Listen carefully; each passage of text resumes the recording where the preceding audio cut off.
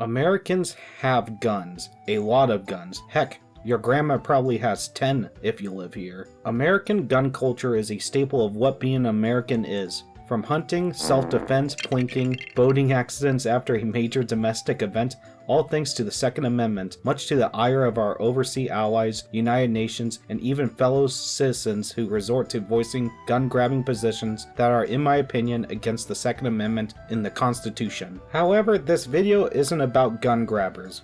Well, it kind of is and isn't at the same time. There is a gigantic stereotype in the gun community that is not only growing in size on the internet landscape, but also being shown off by opponents of what responsible gun ownership is supposed to be like. This is Wubba Bubba giving some of you a first-time introduction to the most annoying type of gun owner in person and online, the Fudd. Firstly, I must set out and describe what a Fudd is to you who need a refresher or an introduction. A Fudd is a gun owner that doesn't believe or is ignorant of the Second Amendment. Most Fudds are seniors and see guns as mainly a hunting tool they fire roughly 5 times a year. Fudds see modern firearms and firearms accessories as unnecessary to them. That must mean it's unnecessary for everyone else. They turn a blind eye against gun control and some heavily promote common anti-gun talking points as long as it doesn't affect their loadout for hunting season. Fudds complain about guns not having manual safeties while handling guns in very unsafe ways like flagging people at the range. Lastly, they spread a lot of downright biased, misleading, and outright false information, commonly referred to as Fudd lore, to fellow gun owners and newbies alike that can be so bad it can be completely dangerous if followed. Now that we are all on the same page, since we are all unable to do a quick school trip to the local rifle club to find wild Fudds, they have solved the problem for us for just being themselves online. So let's take a look at some of the funniest and concerning Fudd lore and Fudd activity from throughout the internet that we can see them in their natural habitat for research, debate, and laughs. 60 years a hunter, 50 years a Republican. I never shot 17 deer at once. Ban assault weapons. Firstly, this is a great representation of what most Fudds you'll encounter in real life commonly look like. The fishing hat, the plaid, the red shirt, the sunglasses on. It's uncanny. I've seen a lot that look exactly like this. Like I said before, as long as it doesn't touch their nice shiny Weatherby rifle, they don't care what gets banned. Here's an article about a gun control measure passing in Oregon and a Fudd's reaction to this. My preferred concealed carry weapon does not have more than 10 rounds in the magazine anyway, so I figured that passing 114 would make it less likely I would be outgunned if I were in a gunfight with an active shooter. Poor Fudd doesn't realize that an active shooter is not going to follow the law because he's already committing one of the worst atrocities ever. Do you really think he cares if his capacity is over its limit? Completely? Come on. A weird thing with Fudds, they hate anything plastic. If it's plastic or polymer, they don't want it. It has to be wood or American steel. Glock is a plastic gun. 1911 is still American. What your point, really? There's a reason the Glock is one of the most popular firearms in America. It's just a really good design. Just completely throwing it out over a design that's almost 100 plus years old is really, really stupid. Don't get me wrong, 1911s are pretty cool, but they're just not as reliable as current year polymer pistols that basically all copy a Glock's striker fire design. It's just true. If you just go on YouTube, you just see the reliability test. Even like $4,000 1911s jam. I can't understand not having a safety on a weapon. Makes no sense at all. I would never have one in my house, so no Glock for me. I'd probably take a revolver. Way fewer shots, yes, but impossible to jam. Yes, revolvers tend to jam less more than semi-automatic pistols. But they still jam. No gun's perfect. Also, most revolvers don't have safety, so I don't know what you're complaining about Glock not having a safety. The safety is not pulling the trigger. 8-shot 357 revolver, load with 38 special plus P. Why not just wrote 357? Unless you plan to shoot regularly, this is the best setup for a beginner in my honest opinion. My students all shoot mine easy and instinctively. You spelled Glock 19 wrong. Seriously though, that's some shit tier advice. Glock? Only if you dedicate training. For most people, they forgot how to use it, especially when it matters. It doesn't take a rocket scientist to know how to correctly load and use a Glock 19, let alone any semi-automatic pistol. It's literally, it's stupidly easy. A lot of fantasy here, little reality. I live in Oakland where we actually have to shoot people. No room for fake lessons. Recover is the easiest to use with little training. None of you said a single thing to parry this simple fact. I think he's just coping that he can only use a revolver and not a full-size pistol because he lives in such a crappy state for gun owners. Shotguns are too slow and too big for close-quarter combat, unless trained. Revolvers like a water gun. Point and shoot, nothing, remember. Shotguns are, by definition, way more point and shoot like a water gun than a revolver. You literally have just a bead, and you just aim where the bead is. You don't have to heavily train to use a shotgun. You just have to train normally. Fudds try to act like an expert in anything, even if things they don't even understand, like AR-15s. They should be the last people you ask about anything related to AR-15 type rifles or calibers relating to the AR-15, and I'm going to show you why. Also, a rifle/carbine is a poor home defense choice in an apartment because of overpenetration. I recommend a 12-gauge pump in the shortest legal barrel length. Let me guess, he's going to recommend instead of a 5.56 self-defense round, a hard-casted lead bear slug right through your drywall in a self-defense situation in an apartment. Do not do this. Also, a lot of Fudds just really fixate on, oh yeah, it can also be a good club. Like, they say this with the 1911, and this guy's doing this with a 12 gauge. It's so stupid. It's a gun. If you want to club someone, use a club. Oh boy, here comes some Fudd lore of the recent Trump incident. I have a friend who is former military. He said if a bullet from an AR came close enough to graze your ear, the shockwave would have been enough to rip off entirely. No, just no, this has been debunked trillions of times online and recently had to be debunked yet again on if you just go on YouTube, it's just completely fake. You just look this up. He survived it because it didn't hit him. He wouldn't have had his head blow up like a watermelon just by it passing his ear. It's completely stupid. Trump found the gimmick he needed. There's the prompter. Anyone who owns an AR-15 knows his ear now, side of his head would be gone, and he wasn't the only target. How do you do, fellow AR-15 owners? That's how this guy's acting. Dude, you know nothing.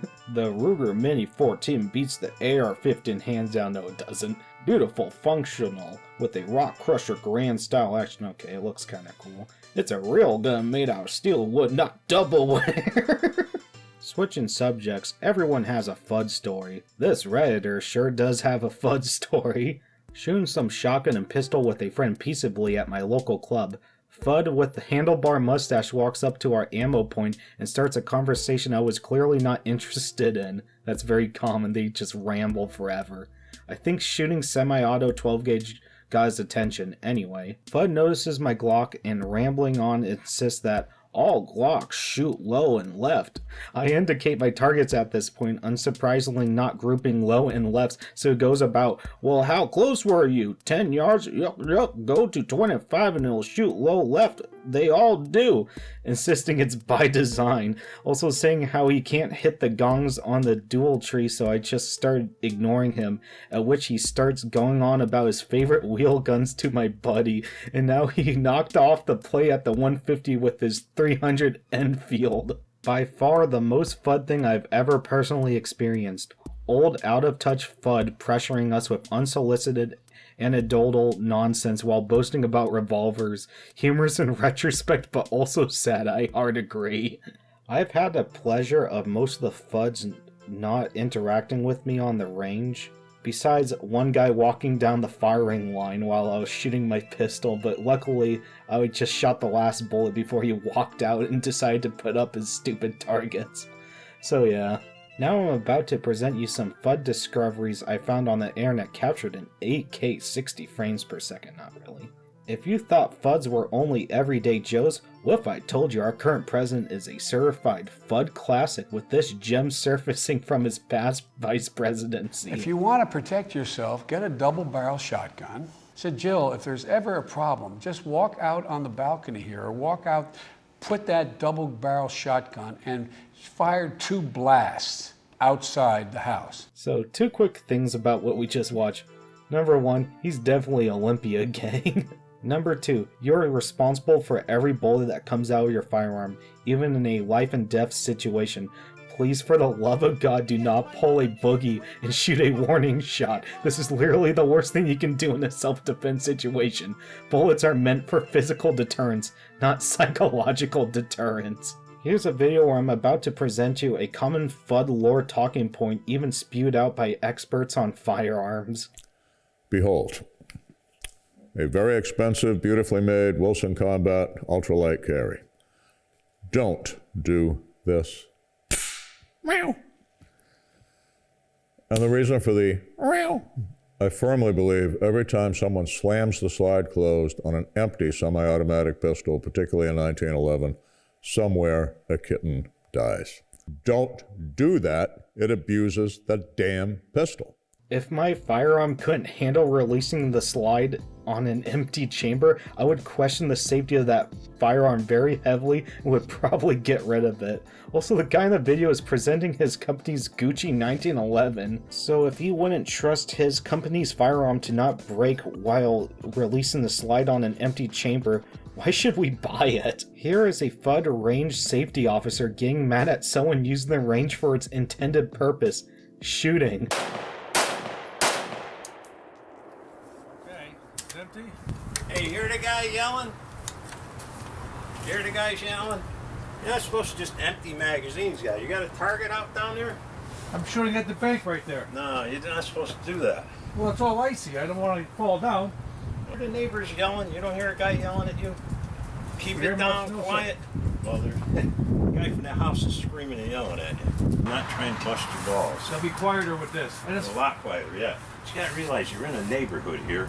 There's a dog house down there that's full of dogs. They start barking, we get the cops down here. Cool with it, okay?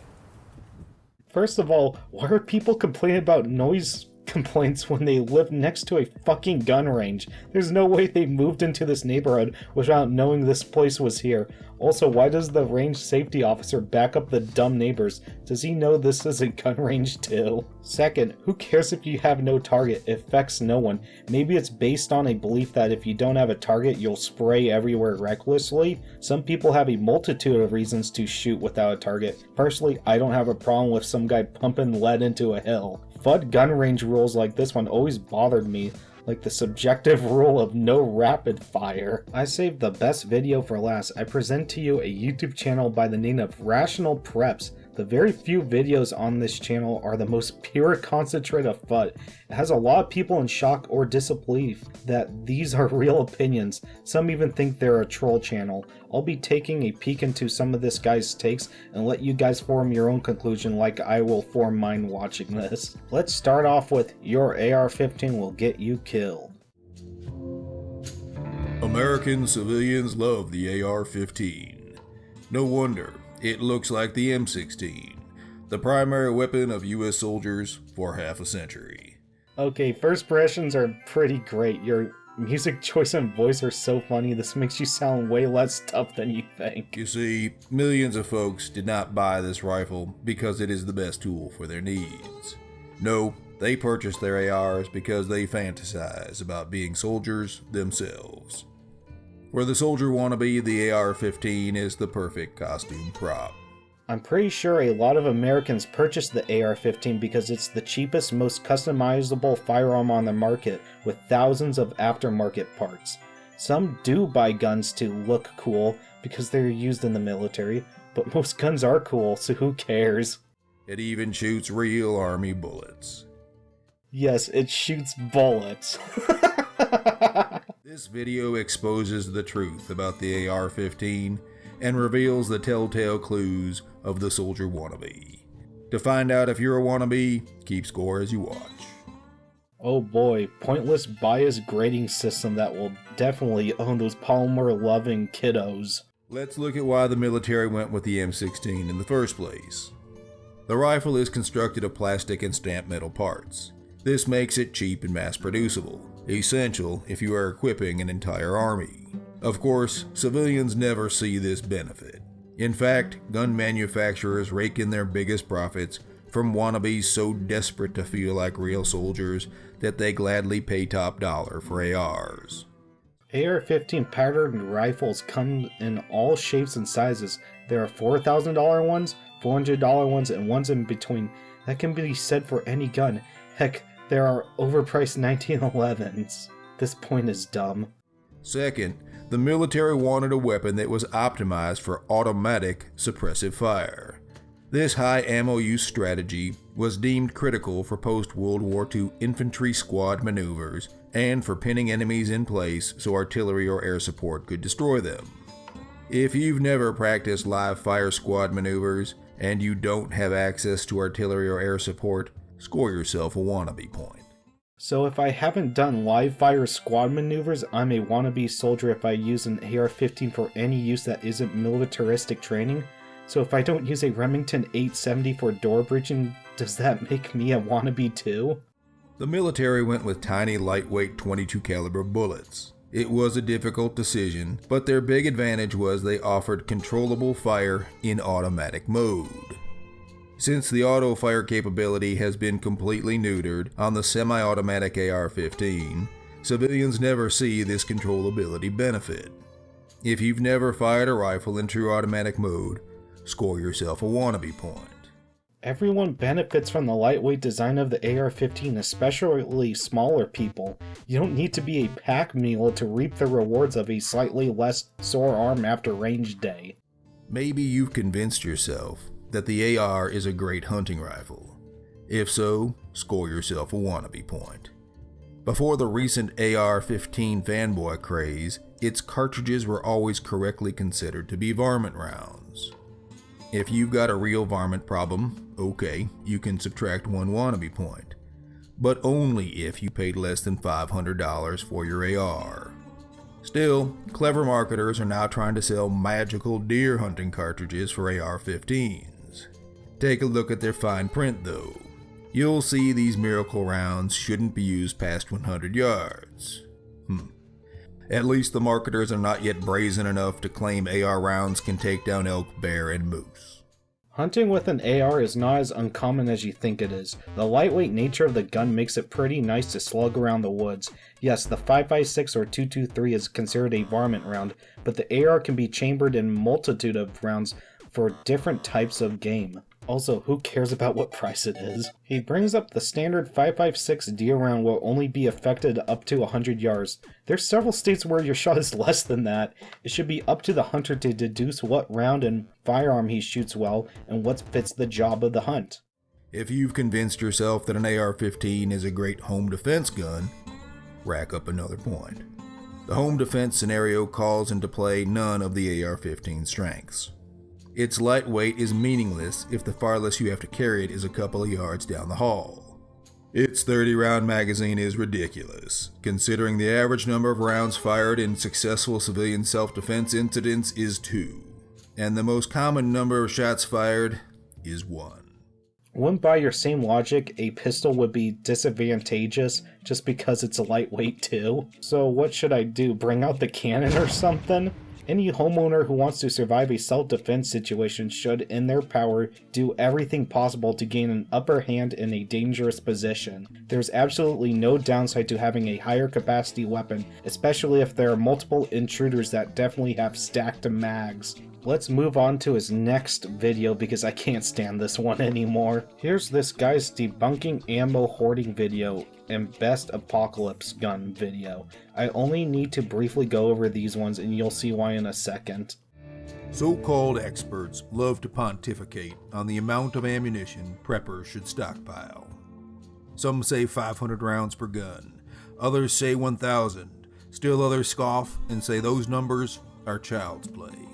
3 different real-world sources with large sample sizes all saying you can expect to fire an average of 3 or fewer shots in the rare event you are ever in a self-defense gunfight. These 5 record-setting Wild West killers, only 2 are verified to have been in more than 10 gunfights. So, 10 gunfights times an average of 3 shots per fight comes to just 30 rounds. Even if you panic every time and fire an average of 10 rounds per gunfight, that's still only 100 bullets. It's the folks playing too many video games that think you need more than that for self-defense. So, how much ammo should you stockpile? That answer is easy. Stockpile as much as you want to. Just don't get fooled into buying more than you really need. 100 rounds? Are you fucking kidding me? You would barely have enough ammo to complete a live fire CCW class. Most of them require more than 100 bullets down the range. Handgun training is perpetual, forever. There's no downside to hoarding ammo to train for your self-defense. If shit really hits the fan, you're already prepared. I really don't get what he's trying to say. So now with his best gun for the apocalypse video, I want you guys to try and guess what gun he proposes is best suited for the end of days. You ready for it? Well, let's find out. The apocalypse. The end of the world as we know it. The question is, if you could only bring one gun to survive it, which one is the best pick?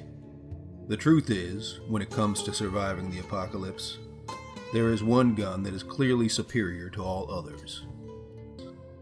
In this kind of world, you need a versatile weapon.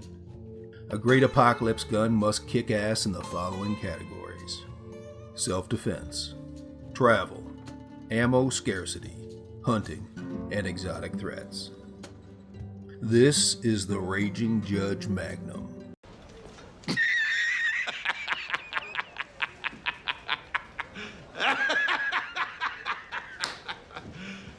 You serious?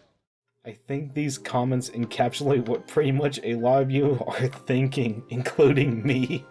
The reason why an AR or Glock are ultimate apocalypse guns is because they are everywhere in available calibers. Where the hell am I going to find 454 Casull in the apocalypse? Heck, I can't even find it at Cabela's half the time. This video was brought to you by Taurus. Calls the AR-15 a gimmick gun, goes on to recommend the ultimate gimmick gun as the last and most important firearm you could own. It's pretty funny how anti-ammo stockpiling you are because it's supposedly a LARPing fantasy, yet your ideal gun hinges on scavenging ammo of dubious quality. Yeah, I'd rather have 5.56 over 410 any day. I legitimately cannot determine if this guy is trolling or not. I'm with you, bud. So now you know what a Fudd is and their antics in the wild. Now what? The only thing you can really do now is try to strike up a conversation with these guys at the range and online. Discuss things. Show them that you really know what you're talking about, so they learn something cool and new that they will inevitably share with others. If they are too hard-boiled, just let them be. That's it. Just be a good example and new shooters will follow your footsteps instead of Sleepy Joe's antics. Thank you for watching this video. I really do appreciate the viewership. I surprisingly want to thank several gun subreddits, heresy I know, for making my research into Fudds way easier. This video was a blast to make, however it seems like I have to skedaddle yet again. The Bike Cabal found my sewer lair. This is Wubba Bubba, signing off again.